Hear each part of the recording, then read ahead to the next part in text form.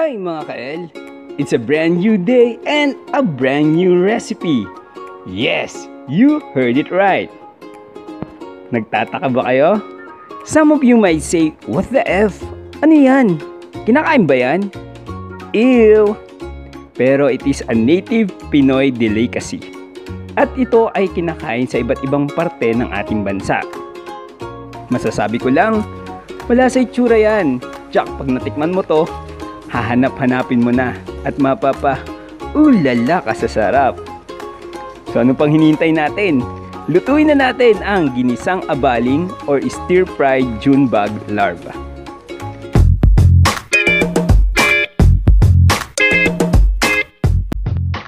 Ito ang ating mga ingredients. Kailangan natin ng sibuyas, bawang, Maggi Magic Sarap, asin, at kalamansi. Kailangan din natin guys ng toyo, mantika at paminta. Siyempre, ang ating abaling. So, umpisa na natin ang pagluluto. Painitin natin ng kawali. Pag mainit na ito, pwede na nating ilagay yung ating mantika. So, hintayin lang din natin uminit yung ating mantika. So, pag mainit na yung ating mantika, pwede na nating ilagay ngayon yung ating bawang at sibuyas. Lulutuin lamang natin ito hanggang sa maging golden brown. Guys, itong abaling natin is mayaman sa mga protina. Ka-level nito ang karne ng baboy, karne rin ng manok. So marami rin itong nutritional value. Sa katunayan, ayon sa edibleinsects.com, ang mga insects daw ay packed full protein, beneficial fats, vitamins, minerals, antioxidants, and they are prebiotic fiber. In short, masustansya talaga. So sa puntong ito, ilagay na natin yung ating toyo.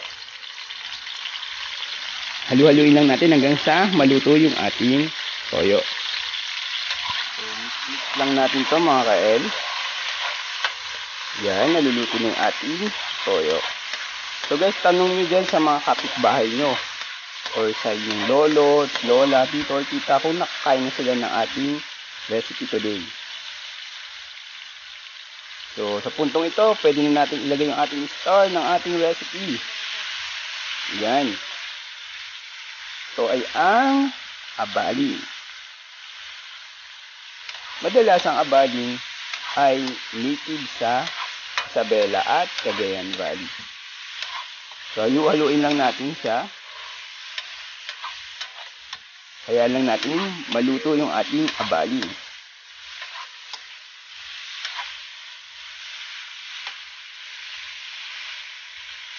Excited na ba kayo mga ka-L? Madali lang naman lutuin ang ating recipe today. Ang mahirap lang ay maghanap ng ganitong detail.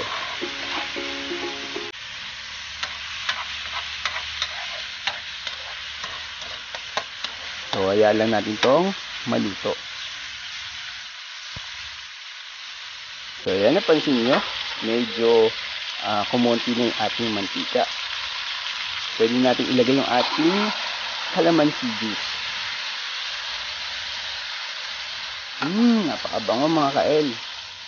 So, ilagay na rin natin yung ating Maggi Magic Sarap, asin at paminta. Halu-haluin lang natin ito para humalo yung lasa ng ating condiment. So, iwasan natin na ma-overcook yung ating recipe.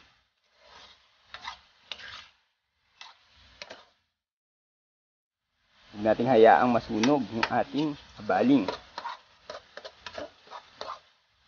So, kaya lang natin itong magisa ng 3 to 5 minutes and luto na. At ready to serve and eat ang ating recipe today. At ito na nga mga ka-L ang ating finished product recipe. Ang ating ginisang abaling or stir-fried junebug larvae. Curious na ba kayo sa lasa? Siyempre, ako muna ang titikim nito. Tsak, magugustuhan nyo ito mga ka-L. lalo na din sa mga adventurous people out there. So, for more sulit tipid recipes at kakaibang recipes, ayun na, nadagdagan na natin. Please subscribe to my channel, hit the notification bell para updated kayo sa mga susunod pa nating videos. Maraming salamat, kainan na!